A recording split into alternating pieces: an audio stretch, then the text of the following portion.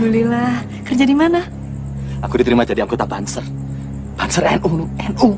Nahdlatul Ulama. Tapi bukannya itu bahaya ya, Mas? Gak bahaya, no. Itu pekerjaan di jalan Allah. Dan itu cita-citaku, no. Assalamualaikum warahmatullahi wabarakatuh. Sugeng kuarasan dulur-dulur sedaya. Selamat datang di Karang Kadempel TV. Bhinneka Tunggal Ika adalah kalimat yang dilontarkan sang pujangga keraton Majapahit Empu Tantular ratusan tahun yang lalu dalam kitab Sutasoma. Sebuah falsafah semangat persatuan yang menjadi cikal bakal atau pondasi berdirinya Nusantara. Sebuah pemikiran yang muncul berabad-abad silam, yang ironinya tak dimiliki beberapa orang di era modern ini. Sangat memprihatinkan tentunya. Di saat perkembangan teknologi dan zaman di mana ilmu pengetahuan sangat mudah ditemui, namun berbanding terbalik dengan moralitas dan spiritualitas seseorang mengenai semangat persatuan di tengah berbagai perbedaan. Ada sebuah kisah luar biasa yang bisa kita jadikan refleksi mengenai semangat persatuan dan toleransi antar umat agama, suku, dan ras.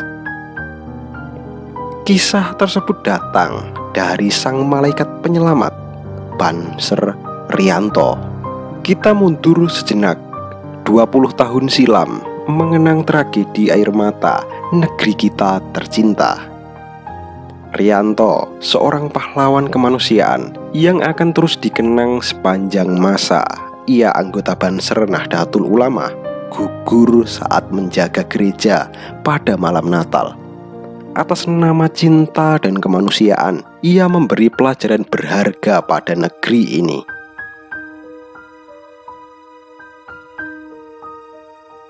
Gaduh knalpot Vespa milik Rianto pada 20 tahun yang silam masih terngiang jelas diingatan sang ibunda Katinem. Rianto adalah anggota barisan Ansor Serbaguna Nahdlatul Ulama.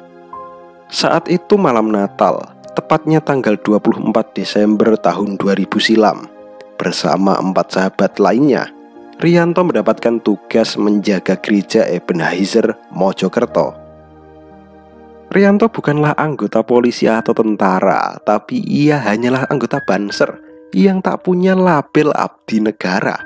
Namun sumbangsihnya terhadap bangsa, kemanusiaan, dan agama sangat nyata. Sebelum tragedi naas itu terjadi, sempat terlontar pertanyaan menyayat hati dari diri Rianto. Pak Bowo, kalau aku jaga gereja begini bagaimana kalau mati? Alhamdulillah mati syahid, membela persatuan kesatuan, jawab Pak Bowo yang merupakan rekan dari Rianto. Saat itu pukul 8:30 malam, ibadah malam Natal yang penuh hikmat. Perjalanan ibadah baru separuhnya berjalan. Tiba-tiba ada yang menyampaikan kabar bahwa di depan pintu gereja ada bungkusan hitam yang mencurigakan. Mendengar hal itu, tangkas dan tanpa ragu khas anggota Banser, Rianto membuka bungkusan tersebut. Mengejutkan, ternyata isinya kabel yang terhubung dengan rangkaian yang memercikan api.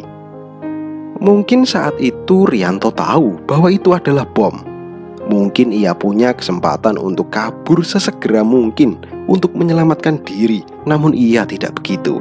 Ia malah berteriak menyuruh semua orang bertiarap sambil lari mendekap bungkusan tersebut menjauh dari gereja yang di dalamnya terdapat ratusan jemaat yang sedang beribadah. Dan boom, sesuatu meledak di dekapan Rianto. Tubuhnya terpental ratusan meter. Kuatnya daya ledak memecahkan kaca-kaca dan merobohkan pagar beton gereja. Sang pahlawan meninggalkan kita semua dengan pelajaran yang sangat berharga. Knalpot Vespa merah milik Rianto sekarang tak gaduh lagi, namun masih berdiri tegap dan gagah di teras rumah. kelir merahnya belum memudar, simbol kegagahan dan keberanian sang malaikat penyelamat Rianto. Aksi heroik Rianto menghentakkan dunia, menyentuh nurani terdalam semua manusia yang menempatkan penghormatan pada kemanusiaan di tempat tertinggi. Rianto adalah contoh nyata umat beragama yang kaya akan nilai kemanusiaan. Ia juga bukti bahwa perbedaan tak menjadi penghalang untuk tetap berbuat kebaikan pada siapapun. Karena itu tak berlebihan dirinya disebut pahlawan kemanusiaan, sang malaikat penyelamat. Aksi heroik itu pun mengundang kagum mendiang Presiden keempat Indonesia, Abdurrahman Wahid atau Gus Dur. Ia mengatakan aksi Rianto sebagai perbuatan yang mulia. Rianto telah menunjukkan dirinya sebagai umat yang kaya nilai kemanusiaan. Semoga dia mendapatkan imbalan sesuai dengan pengorbanannya, ujar Gus Dur. Namun di tahun-tahun terakhir ini, bangsa Indonesia mendapat cobaan dahsyat. Poso, Talikora, Sigi, dan banyak wilayah dalam peta NKRI terjadi gesekan antar umat beragama. Tentu itu semua merupakan noda hitam di atas warna indah keberagaman bangsa ini. Tiba-tiba keceriaan anak bangsa berubah menjadi kebengisan dengan dalih membela agama. Melampiaskan keberingasan tentu tidak boleh dengan mengatasnamakan pembelaan terhadap Tuhan. Jika diibaratkan buku, Indonesia adalah sampulnya dan di dalamnya ada banyak agama, suku, dan budaya. Satu sama lain saling mengait, memiliki alur cerita menarik dan jelas. Jika kita tidak meninggalkan satu halaman pun untuk kita baca, masing-masing bab dalam buku tentu saling melengkapi. Kita cintai Indonesia dengan saling menghormati satu sama lain. Kita sayangi Indonesia dengan menumpuk rasa, toleransi, dan semangat persatuan.